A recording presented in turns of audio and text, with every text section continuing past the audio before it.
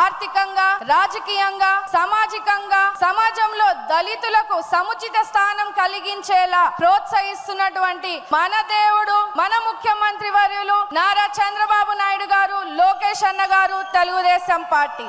అంతేకాకుండా విదేశీ విద్య పథకం ద్వారా వందలాది దళిత బిడ్డలకు ఆర్థిక సాయం చేశాం. దళిత యువతకు 40,000 రూపాయలు పెళ్లి కానుక ఇచ్చాం. ప్రతి దళిత వాడలో 1,000 కోట్ల రూపాయల సీసీ రోడ్లను వేశాం. ఇన్ని మంచి పనులు, ఇన్ని మంచి స్కీమ్స్ ని మన దళితులకి అభివృద్ధి చెందేలా చేస్తే జగన్మోహన్ రెడ్డి గారు అధికారంలోకి వచ్చాక ఇవన్నిటిని కూడా నిర్వీర్యం చేశారు. దళితులకు సంబంధించిన 27 పథకాలు రద్దు చేశారు. 28,000 కోట్ల సబ్లాన్ నిధులను దారి మళ్లింపు చేశారు. ఎస్సీ కార్పొరేషన్లు నిర్వీర్యం చేశారు. వైసీపీ పాలనలో దళితులపై దాడులు, దౌర్జన్యాలు పెరిగాయని స్వయంగా రాజ్యసభలో కేంద్రం వెల్లడించింది. అందుకే రాష్ట్రంలో ఉన్న అన్ని దళితులందరూ కూడా ఒక్క మాటగా చంద్రబాబు నాయుడు గారిని మళ్ళీ ఈ రోజు ముఖ్యమంత్రి చేసుకున్నారు. దానికి మీరందరూ కూడా కృషి చేసినందుకు రాష్ట్రంలో ఉన్న